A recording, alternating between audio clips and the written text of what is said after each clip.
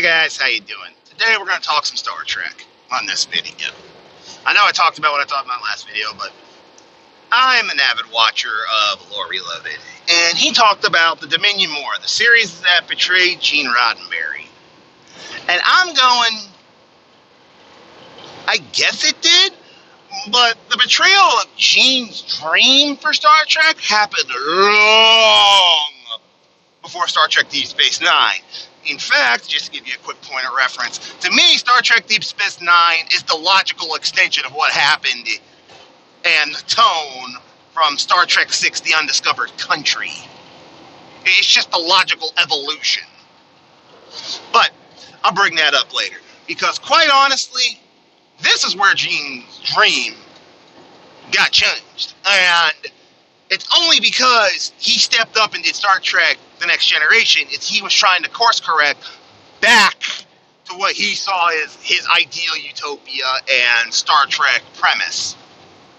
Because his ideals got completely changed in Star Trek II, The Wrath of Khan in 1980. Gene hated those series of movies. He hated 2, he hated 3, he mildly tolerated 4 and 5, and absolutely abhorred 6, as far as I know, before he died. And you could also tell in the first 2 seasons, Gene had almost complete control, and then when he stepped away, season 3, and passed away, TNG's entire tone completely shifted. But Star Trek II, The Wrath of Khan, we saw Starfleet get heavily militarized in the cut of the uniform, the way they acted, their procedures. Everything about the movie era was militarized. And Gene hated it. Absolutely could not stand it. His ideal was more Star Trek the Motion Picture, which was more exploratory, hooray, hooray, hooray, Federation, utopia. Basically what he also tried to push in the first 2 seasons of The Next Generation with Picard saying, we're explorers, not soldiers, we're not a military, and all that fun stuff. But if you look at Star Trek VI, The Undiscovered Country, and the tonal shift, especially around the episodes The Best of Both Worlds Parts 1 and 2, Starfleet is already shifting away from, we're the peaceful explorers, we only use phasers when we absolutely have to, but we're the good guys, we're here for peace and all this stuff, we still want to be peaceful, but we're not afraid to lay the smack down on some people. And the tonal shift, to me, happened in the Next Generation, Best of Both Worlds. That's where you see the Federation really start to change. And the tone starts shifting more towards Deep Space Nine. And by the time we get to Star Trek Generations and DS9, oh yeah, tone is completely shifted. Starfleet is militarizing.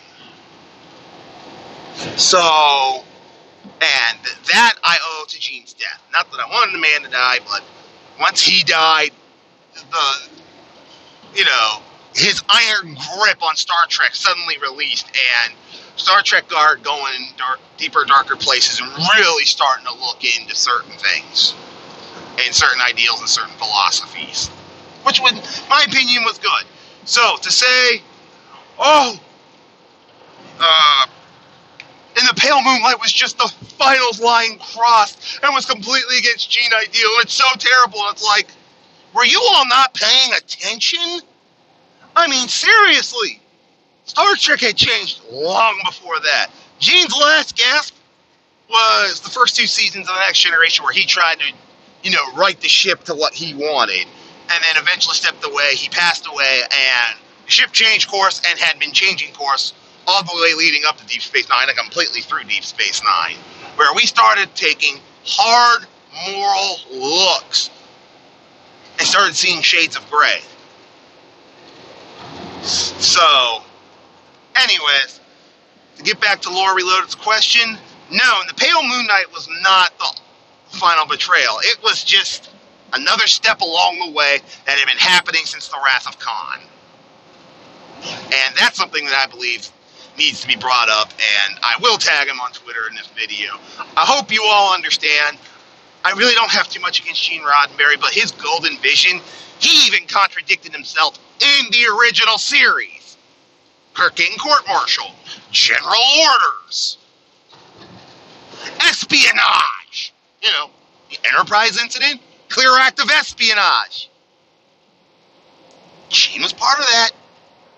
I'm just saying. It was always there. Deep Space Nine and later Star Trek, Next Generation episodes just took that to its logical conclusion. But anyways, I'm Jeff, I'm the Wolf, and I'll catch y'all later.